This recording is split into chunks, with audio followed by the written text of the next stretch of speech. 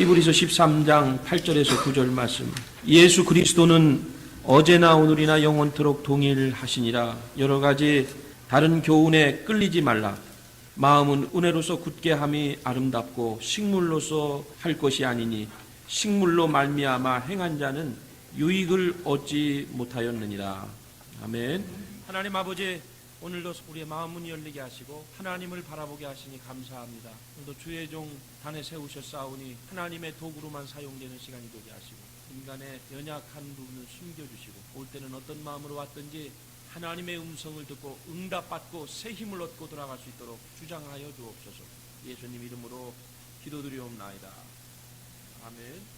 우리 좌우의 옆 사람하고 할렐루야 인사합시다. 할렐루야.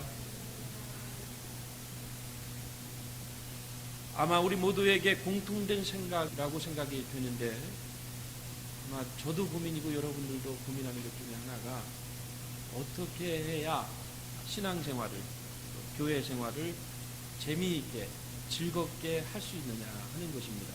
어떻게 해야 참 즐겁게 행복하게 목회를 할 수 있을까? 여러분들을 개인적으로 어떻게 해야 내가 기왕 신앙생활하는 거 참 즐겁고 재미있게 형통하게 올바로 할 수 있는가 하는 것입니다. 한 자료에 의하면 많은 그리스도인들이 교회 생활 중에 가장 바람 중에 바람은 은혜로운 신앙생활을 하고 싶다 하는 것이라는 겁니다. 은혜롭게 신앙생활을 하고 싶다. 그래서 그러기 위해서는 내 자신이 먼저 은혜로운 사람이 되어야 될 줄로 믿습니다. 다른 사람이 은혜 받는 게 문제가 아니고 내가 먼저 은혜로운 사람이 되는 것이 가장 중요한 것입니다.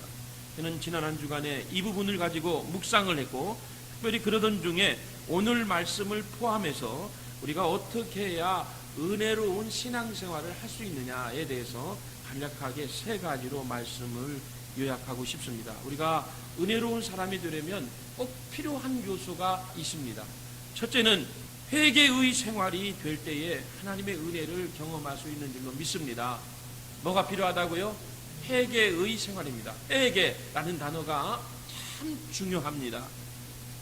우리가 회개라는 단어를 거론할 때에 귀에 낯익는 그런 단어죠. 신앙생활 중에 이것만큼 친근한 단어가 없습니다. 참 많이 들었어요. 회개합시다. 회개하자. 회개해야 된다. 여러분들이 이 회개라는 단어를 어떤 의미로 생각하고 있습니까? 일반적으로 사람들이요, 회개라는 단어를 생각할 때에 생각하는 게 수련회 참석해서 또는 어떤 부흥 집회에 참석해서 은혜 받아서 홍성기도 할 때에 눈물 콧물을 많이 쏟아내면 야, 저 사람 참 많은 은혜 받았다. 우리 이렇게 경험합니다. 부흥회를 참석했는데 눈물 한 방울도 안 흘리고 하면요, 은혜 안 받은 거예요. 눈물을 얼마만큼 쏟아냈느냐에 따라서 그 사람이 그 집회에 부흥회에 은혜를 많이 받았느냐 안 받았느냐 우리는 그렇게 생각하곤 합니다. 사람의 감정을 부추깁니다. 흥분하게 만듭니다. 감정을 자극합니다.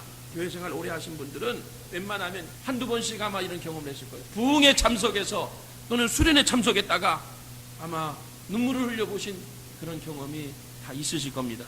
은혜 받아서 그런 경우들이 있을 겁니다. 여러분 어떻습니까? 그때 그 은혜 받은 그 감정이, 그 감동이 오늘 우리에게 우리의 교회 생활에 계속 지속되고 있느냐 하는 것입니다. 거의 다 한두 번씩은요 다 집회 참석해서 그 유명한 목사님 또는 유명한 설교를 통해서 은혜 받아본 경험이 있습니다. 그렇다고 지금 내 생활이 변화가 일어났느냐? 그때의 그 순간 잠깐 생각이 바뀐다고 해서 곧바로 우리의 신앙생활이 달라지는 것은 아니라는 겁니다. 왜냐하면 우리 인간은 습관적인 존재이기 때문입니다. 우리가 사용하고 있는 언어라든지 우리가 지금 행해지고 있는 우리의 작고 큰 행동들이 어느 한 순간에 나오는 것이 아니라 지나온 생활 속에서 오래도록 보낸 시간들 속에서 형성된 것이기 때문에 하나님의 특별한 그런 역사가 아니고는 그렇게 쉽게 한순간에 은혜 받았다고 또는 3일 저녁 동안에 부흥에 잠깐 참석해서 또는 수련에 잠깐 참석해서 은혜 받는다고 우리의 생활이 변화되는 것은 아니라는 겁니다. 그러기에 일시적인 감정이나 분위기에 의존하기보다는 끊임없이 자기 자신을 훈련하는 일이 중요합니다. 이것이 은혜 생활을 지속할 수 있는 길입니다. 누구나 마찬가지입니다마는 훈련되지 않으면 아무리 건전한 생각과 좋은 이론을 알고 있다 할지라도 진정한 회개, 진정한 변화는 그것은 한순간에 감정적인 변화되는 주의 분위기 때문에 변화되는 것이 아니라는 것입니다. 그만큼 시간과 노력과 훈련과 단계가 필요하다는 얘기입니다. 진정한 은혜 생활을 지속하려면 꼭 필요한 것이 있는데 첫 번째가 회개라고 하는 것입니다. 회개. 기독교에서 일반적으로 이 회개를 말할 때는 세 가지 단계가 있다. 한번 따라합시다. 뉘우침의 단계, 고백하는 단계, 돌아서는 단계. 눈물 콧물 쏟는다고 진정한 회개가 일어나느냐? 아니라는 겁니다. 시간이 필요하고 단계가 필요하다는 겁니다. 절차가 있다는 거예요. 순간적인 고백이 아니라. 처음에는 뉘우치는 단계가 있다. 이것은 회개의 가장 기본적인 단계를 말씀하고 있는 것입니다. 많은 사람이 몇 가지는 해요. 하나님의 말씀을 들을 때, 찬송 부를 때, 기도할 때 내가 잘못했구나. 지금까지 내가 살아온 길, 나의 생활, 나의 습관과 행동과 말, 이런 모든 것이 하나님 앞에서 내가 잘못됐구나, 그릇됐구나 하는 것임을 스스로 깨닫는 것, 이것이 바로 회개의 가장 기초적인 단계인 뉘우침의 단계라고 하는 겁니다. 스스로 깨닫는 거예요. 사람들이 여기까지는 웬만하면 합니다. 두 번째 단계가 뭐냐? 그 다음 한번 따라합시다. 고백하는 단계. 이것이 조금 발전되면 뉘우침으로 끝나는 게 아니라 고백하는 겁니다. 뉘우침이라는 것은 자기 자신에게 해당하는 반면에 고백이라는 것은 하나님을 향해서 하나님 앞에서 내가 인정하고 고백하는 것, 하나님께 아뢰는 것, 이것이 바로 고백이라는 단어입니다. 특별히 성경의 다니엘서 9장에 보면 다니엘이 그 대표적인 예인데 자기의 죄를 깨닫고 하나님 앞에 이렇게 고백합니다. 내 하나님 여호와께 기도하며 자복하여 이르기를 크시고 두려워할 하나님, 주를 사랑하고 주의 계명을 지키는 자를 위하여 언약을 지키시고 그에게 인자를 베푸시는 자시여, 우리는 이미 범죄하여 패역하며 행악하며 반역하며 주의 법도와 규례를 떠나 싸우며 우리에게 주신 말씀을 듣지 아니하였나이다. 우리 하나님 여호와의 목소리를 청종치 아니하며 여호와께서 그종 선지자들에게 부탁하여 우리 앞에 세우신 율법을 우리가 행치 아니하였음이니이다. 우리가 주께 범죄하였나이다. 우리 하나님 여호와의 은총을 간구치 아니하였나이다. 우리가 범죄하였고 우리가 악을 행하였나이다. 그러한즉 우리 하나님이여 지금 주의 종의 기도와 간구를 들으시고 주를 위하여 주의 얼굴빛을 주의 황폐한 성소에 비추시옵소서. 우리가 주의 앞에 간구하는 것은 우리의 의를 의지하여 하는 것이 아니요 주의 큰 긍휼을 의지하여 함이오니 주여 들으소서. 주여 용서하소서. 주여 들으시고 행하소서. 지체치 마옵소서. 나의 하나님이여 주 자신을 위하여 하시옵소서. 이는 주의 성과 주의 백성이 주의 이름으로 일컫는 바 됨이니이다. 다니엘은 자신의 죄를, 백성의 죄를 깨달을 뿐만 아니라 뉘우칠 뿐만 아니라 하나님 앞에 나와서 간구하고 기도로 아뢰는 것을 보게 됩니다. 두 번째는 고백했다면 세 번째 단계는 돌아서는 단계가 이것이 여기까지 가야 진정한 회개가 된다는 것입니다. 여러분, 우리가 회개할 때 회는 뭐냐? 뉘우칠 회입니다. 이건 내 마음으로 뉘우치는 거예요. 고칠게 고친다는 겁니다. 행동의 변화까지가 일어나야 이것이 성경이 말씀하는 진정한 회개라고 하는 것입니다. 행동의 변화, 이것까지 되어야 되는 겁니다.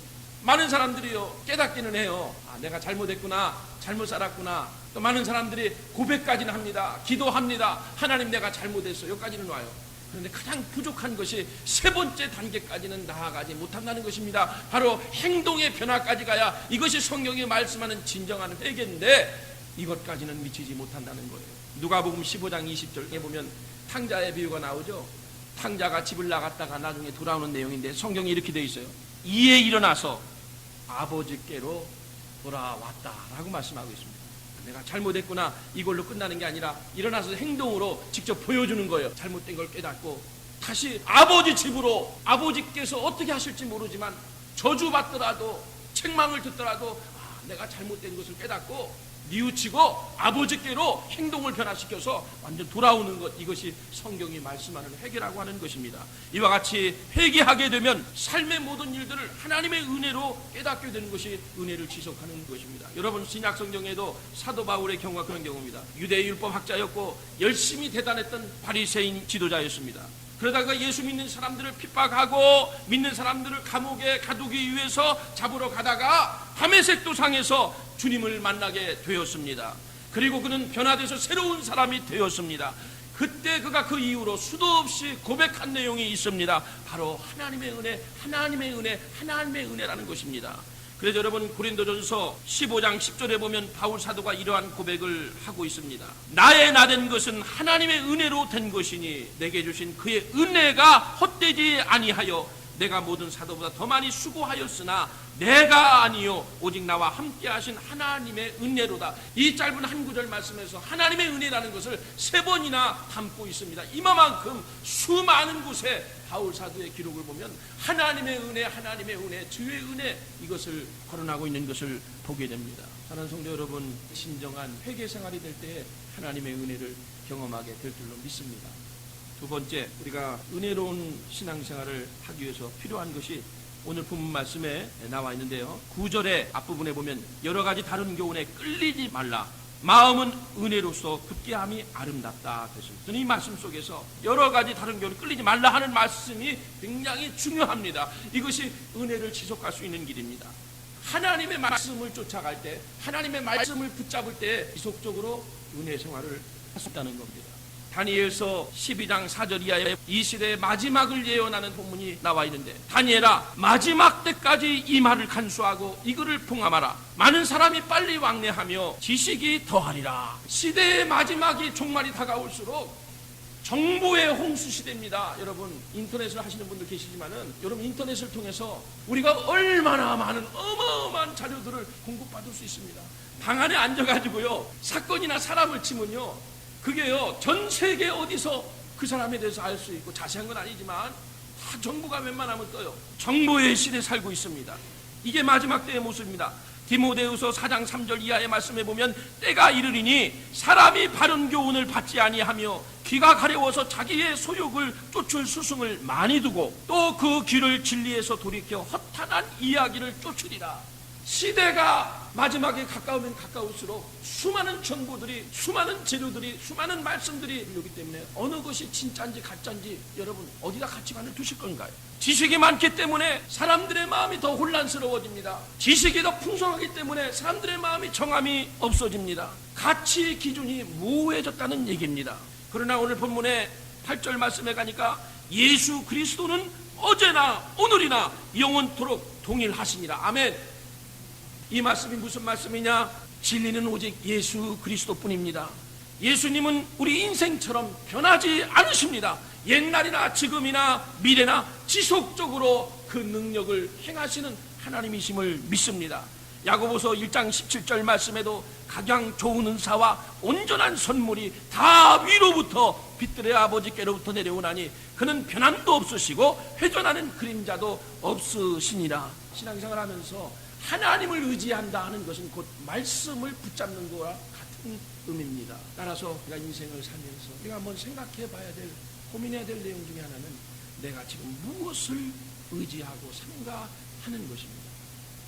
내가 지금 무엇을 의지하고 사는가 스스로에게 물어보는 것이 상당히 중요합니다. 왜냐하면 우리가 무엇을, 누구를 의지하고 사느냐에 따라 그 사람의 인생이 결정되기 때문입니다. 제가 경험한 일이기 때문에 여러분들에게 말씀드릴 수 있는 겁니다. 최근에 겪은 얘기인데, 평신도인데요, 이분이 우리 교회는 안 나오지만 가끔 저희 내외를 불러서 햄버거를 사주시고, 그런데 그분이 요 몇 주간 안 보이더라고요. 보고 싶어서 전화했더니 돌아가셨다는 거예요. 저는 놀랐어요.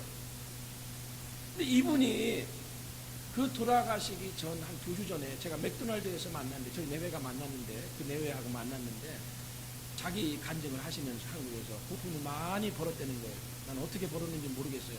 그러면서 뒷주머니에서 그 지갑을 꺼내시더라고요. 맥도날드에서 지갑을 꺼내시더니 저희 내외 앉아있는다고 하니까 이렇게 피시더니 보니까 100불짜리가 빳빳한 게 2개가 들어있고 20불짜리가 3개가 들어있는데 그걸 저한테 보여주시면서 이렇게 내 나이에 미국 생활 이렇게 현찰을, 캐시를 지갑에 100불짜리 가지고 다니는 사람이 자기가 보기에는 많지 않다는 겁니다. 그러면서 순간적으로 그걸 좀 자랑하고 싶으셨던 모양이에요.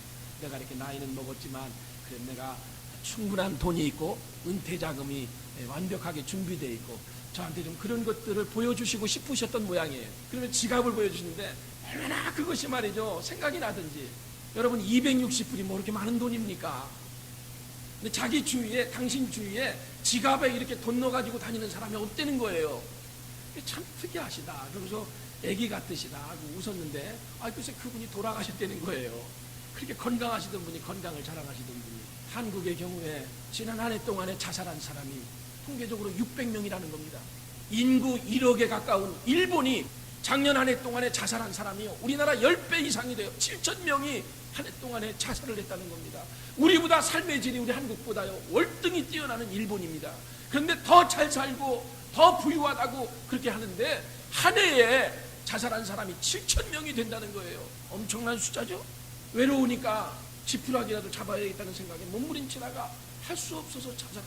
최진실 씨가 왜 자살했겠어요? 그 자살한 심정이 어떻겠어요? 최진실 씨가 돈이 없나요?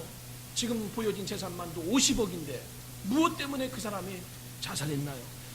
인생을 살면서 내가 지금 무엇을 바라보고 누구를 의지하고 있느냐에 따라서 우리 인생이 결정된다고 하는 것이기 때문에 말씀을 붙잡는 길이, 말씀을 의지하는 길이 하나님의 은혜를 누릴 수 있는 길인 줄로 믿습니다. 뭘 의지할 거요? 뭘 바라보실 거요? 돈을 의지할 거요? 재물을 바라볼 거요? 자식을 바라볼 거요? 배움을 자랑할 겁니까? 시편 146편 3절 4절 말씀에 하나님은 이렇게 말씀합니다. 방백들을 의지하지 말며 도울 힘이 없는 인생도 의지하지 말지니 그 호흡이 끊어지면 흙으로 돌아가서 당일에 그 소모가 소멸하리로다. 죽으면 그 인생은 당장 땅속에 묻혀서 육신은 흙이 되고 마는데 흙으로 돌아갈 인생을 붙잡고 의지할 것이 무엇입니까? 이것만큼 어리석은 인생이 어디 있습니까? 사랑하는 성도 여러분, 여러분들의 남은 인생을 은혜 가운데 살기 위해서는 이 세상의 수많은 정보와 지식이 파묻히지만 예수 그리스도는 어제나 오늘은 영원토록 동일하시다고 그랬는데 하나님의 말씀만이, 예수만이 진리신데, 예수님만이 생명이신데 다른 것은 잃어버릴지라도, 다른 것은 손해볼지라도 하나님 말씀만 꼭 붙잡으시고 날마다 말씀과 동행하시고 말씀을 주장하시고 하나님의 말씀을 통해서 위로받는 여러분들이 되시기를 주의 이름으로 축복합니다. 마지막 하나 더, 내가 어떻게 해야 내 신앙생활을 재밌고 즐겁게 은혜 가운데 지속할 수 있느냐.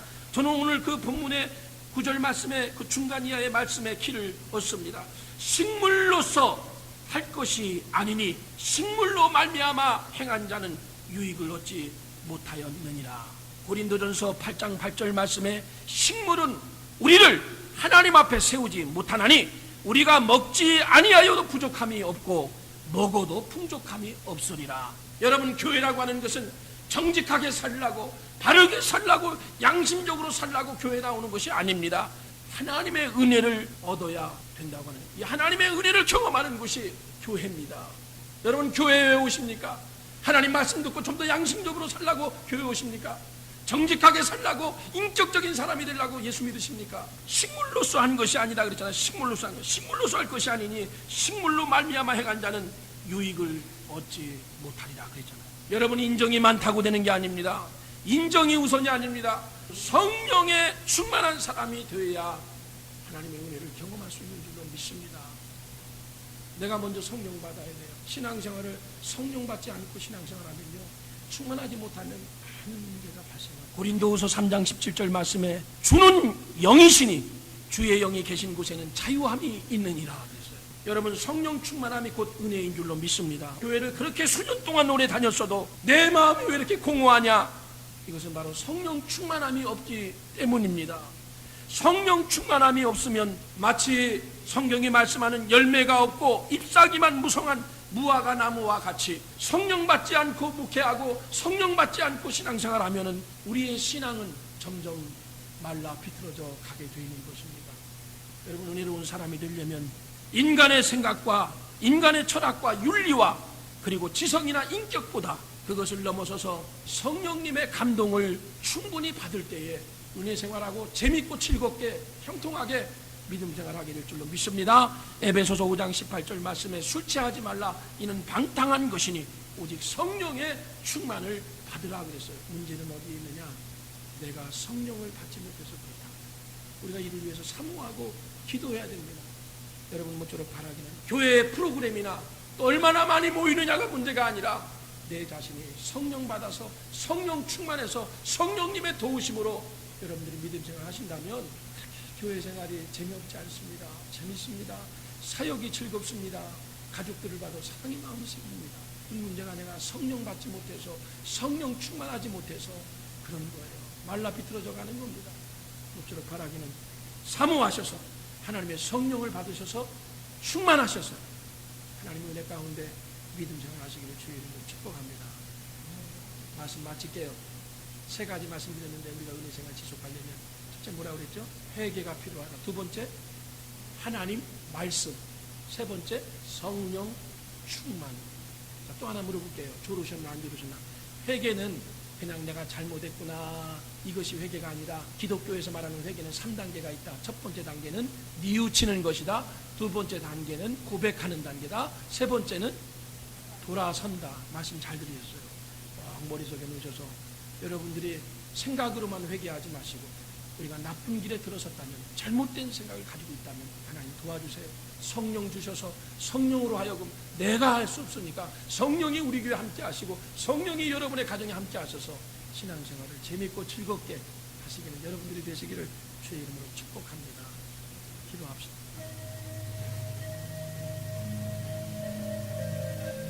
우리가 수년 동안 수십 년 동안 믿음의 생활을 해왔습니다. 그런데 왜 이렇게 자유함이 없고 왜 이렇게 불편하고 왜 이렇게 삭막한 메마른 심령들이 된 것입니까? 내 속에 성령의 충만함이 없기 때문입니다. 성령 충만히 받아서 하나님의 일을 재미있게 즐겁게 은혜 가운데 할 수 있도록 도와주시기를 간절히 원합니다. 회개는 은혜 받는 첫 번째 지름길입니다. 하나님, 우리 속에 잘못된 것들을 고백합니다. 말씀에 순종하지 않았던 것, 내 고집을 세웠던 것, 내 중심으로 사는 것, 인간을 의지했던 것 다 잘못된 것입니다. 하나님 앞에 우리의 죄를 고백할 뿐만 아니라 우리의 삶을 변화시켜 주시고 우리의 생각을 변화시켜 주셔서 변화된 삶으로 하나님이 기뻐하시는 믿음의 생애를 살아가는 주의 백성들 되게 하여 주옵소서. 아버지, 특별히 이 나라가 대통령 선거를 앞두고 있습니다. 하나님께서 세우신 지도자가 뽑아지게 하시고 믿음 안에서 말씀 안에서 나라를 이끌어갈 수 있도록 우리 조국 대한민국도 불쌍히 여기시고 특별히 이곳에 세우신 많은 한인교회들과 이민교회들을 축복하셔서 합력하면서 하나님의 일을 잘 진행해 나갈 수 있도록 도와주시고 특별히 이 중에는 물질적인 어려움을 당하고 육신의 고통 중에 주님 앞에 나온 심령들이 있습니다. 오늘도 십자가를 붙드는 시간이 되게 하여 주옵소서. 하나님의 말씀만이 우리를 살립니다. 말씀 안에 은혜가 있습니다. 이 말씀이 우리를 변화시킵니다. 하나님의 말씀을 가장 소중히 여기고 이 말씀을 주장하고 말씀으로 영의 양식을 삼아서 우리 영혼이 메마르지 않게 하여 주옵소서. 예수님 이름으로 기도드리옵나이다. 아멘.